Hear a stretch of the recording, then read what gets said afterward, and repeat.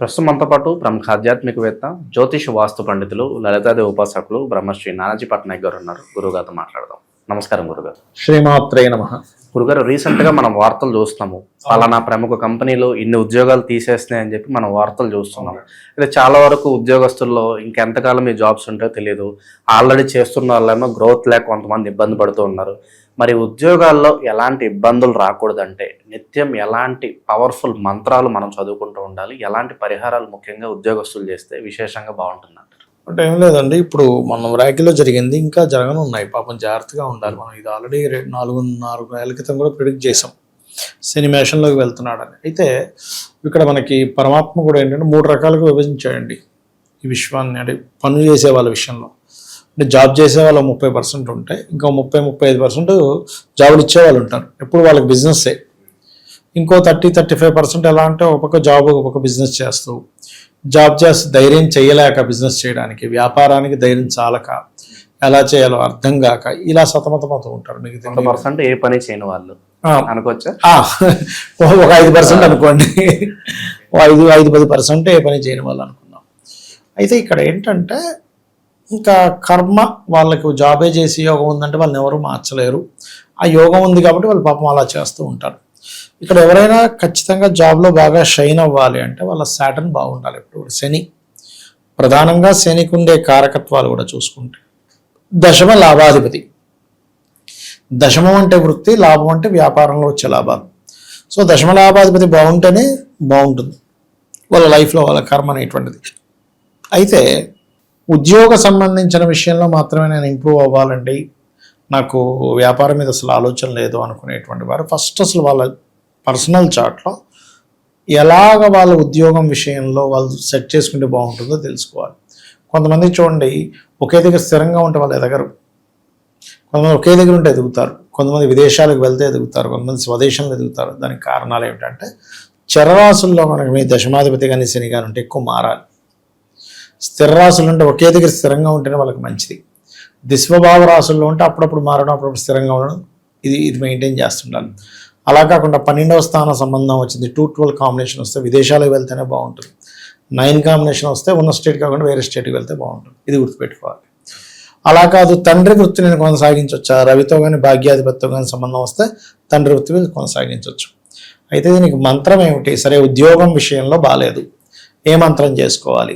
లలితా సహస్రనామాల్లో అద్భుతమైన మంత్రాలు ఉన్నాయి. అందులో ఒకటి ఫస్ట్ లైన్ కూడా చేసుకోవచ్చు. ఓం శ్రీమాత శ్రీ మహాలాగ్ని శ్రీమత్ సింహాసనేశ్వరియే నమః. మరోసారి చెప్తాను. ఓం శ్రీమాత శ్రీ మహారాజ్ని శ్రీమత్ సింహాసనేశ్వరియే నమః. ఇక రెండవది ఉంది, ఓం మాణిక్య మకుటాకార జానుద్వయ విరాజితాయే నమః. ఇవి గనక చేస్తే అమ్మవారి మోకాళ్ళు మాణిక్యములతో చేసిన మకుటముల్లా ఉన్నాయట, కిరీటాల్లో ఉన్నాయట అమ్మవారి మోకాళ్ళు. దాని అర్థం మనకి జ్యోతిష్ శాస్త్రంలో దశమ భావము అని ఉంటుంది. దశమ భావం అనేటువంటిది మనకి ఈ మోకాళ్ళ స్థానం, దశమ స్థానమే వృత్తి స్థానం కూడా. అందుకని అమ్మవారి యొక్క మోకాళ్ళ భావాన్ని కనుక తలుచుకొని స్మరించుకుని ఉంటే మనకి ఆ 10th హౌస్ ఏదైతే పాడైందో అది క్లియర్ అవుతుంది. ఇది ఇక ఉద్యోగ సంబంధించిన విషయం ఇలా ఉంటాయి. ఈ వ్యాపారము ఆల్రెడీ చేసే వాళ్ళకి ఓకే, కానీ వ్యాపారం చేయాలా వద్దా అని సంశయించేటువంటి వారు ప్రధానంగా వాళ్ళు చేయాలా వద్ద డెసిషన్ తీసుకోవాలంటే ముందుగా వాళ్ళు చూడాల్సింది బుధగ్రహం. ఏ వ్యాపారానికైనా బుధుడు చాలా ప్రధానం అండి. ఎందుకంటే ఏ వ్యాపారంలో కావాల్సిందంటే అంచనా. ఇప్పుడు నేనేం చేయాలి, ఎంత తెలివి. ఇప్పుడు మాటలు, బుధుడు మాటకు కారకుడు, బుధుడు అంచనా కారకుడు, బుధుడు తెలివితేటలకు కారకుడు, బుధుడు రిలేషన్స్కి కారకుడు. వ్యాపారంలో కావాల్సిందంటే రిలేషన్ బాగా మెయింటైన్ చేయాలి కస్టమర్తో, అవునా కదా? కరెక్ట్గా అంచనా వేయగలగాలి ఈ వ్యాపారం ఎలా చేయాలని. అప్పటికప్పుడు స్పాంటేనియస్గా ఒక రిప్లై ఇవ్వగలగాలి, స్పాంటేనియస్గా ఒక డెసిషన్ తీసుకోగలగాలి, అవునా కదా? ఈ అప్పుల విషయంలో ఎక్కువ అప్పుల్లోకి ఇరుక్కోకుండా, ఎక్కువ అప్పులు ఇచ్చేసినా వ్యాపారం పాడైపోద్ది. జాగ్రత్తగా మేనేజ్ చేయగలగాలి. ఈ మేనేజ్మెంట్ని ఇచ్చేటువంటి గ్రహం ఈజ్ బుధుడు. ఈ బుధుడు బాగున్నాడు అంటేనే వ్యాపారాలు దిగాలి, లేకపోతే వ్యాపారంలోకి వెళ్ళొద్దు. ఒకవేళ వెళ్ళవలసి వచ్చింది, అందులో ఇప్పుడు తండ్రుల నుంచి తాతల నుంచి కొన్ని సర్వీసెస్ వృత్తులు ఉంటాయి, అలాంటివి చేసుకోవచ్చు. కంసాలి అనేవి మధు పెట్టేది చేత్తోనే కదా. అట్లా ఏవైనా మనం చేత్తో చేసేవి, మిషన్ కుట్టు అనుకోండి, లేకపోతే కంసాలి అనుకోండి, లేకపోతే ఇంకోటి ఏదైనా పెయింటింగ్ వర్క్స్ చాలా ఉంటాయి సర్వీసెస్ ఇచ్చేవి, లేదా టీచింగ్ కూడా సర్వీసెస్ ఇచ్చేది. ఇట్లాంటివి ఏవైనా సరే చేసుకోవచ్చు.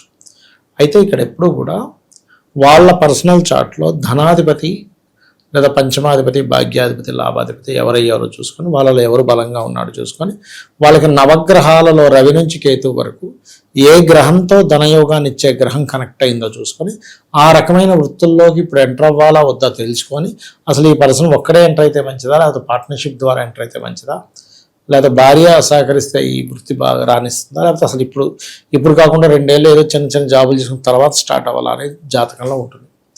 ఆ రకంగా చూసుకుంటే మనకి ఎప్పుడు అప్ అండ్ డౌన్స్ వస్తాయో కూడా తెలుస్తుంది వ్యాపారంలో. ఆ పర్టికులర్ టైంలో సరే ఇప్పుడు ప్రజెంట్ బుధ మహాదశ నడుస్తుంది, కానీ బుధుల్లో కుజుడు కేతువు వస్తాడు. పలానా 2028 3rd మంత్ నుంచి 6th మంత్ వరకు సంథింగ్ ఉంది, ఒక 3 months 6 months. ఆ టైంలో పర్టికులర్గా ఆ రకమైనటువంటి దానం అది ఇచ్చుకుంటే సెట్ అయిపోతుంది. ఆ రకంగా చూసుకోవచ్చు. అయితే మరి వ్యాపారం అభివృద్ధి అవ్వాలి అంటే ఓం ఇంద్రగోప పరిక్షిప్త స్మరతోనా భజంగికాయ నమః చేసుకుంటూ ఉండాలి. అయితే ఇక్కడ మనకి రవి ద్వారా అయితే మెడికల్స్ ఆరోగ్యాన్ని ఇచ్చేవి, చంద్రుడు అనుకోండి ట్రాన్స్పోర్టేషన్, ఫుడ్ ఇట్లాంటివి, కుజుడు అనుకోండి సెక్యూరిటీ సర్వీసెస్, మిషనరీస్, మనకి శుక్రుడు అనుకోండి అందానికి సంబంధించింది, ఫ్యాషన్ రిలేటెడ్, వెహికల్స్, వాహనాలు, గురువు అనుకోండి టీచింగ్ రిలేటెడ్, ట్రైనింగ్ రిలేటెడ్, శని అనుకోండి కన్సల్టెన్సీ సెంటర్స్, బుధుడు అంటే అగైన్ మళ్ళీ అడ్వర్టైజ్మెంట్లు, మేనేజింగ్, మార్కెటింగ్ ఇట్లాంటివి, రాహు అయితే diagnostics and chemical related, Ketu అయితే మనకి వెరీ క్లియర్లీ ఈ ఆధ్యాత్మిక సంబంధించిన ఏమైనా. అయితే శని అయితే ఏంటంటే oil, iron and job consultancies కూడా మనం చెప్పుకోవచ్చు.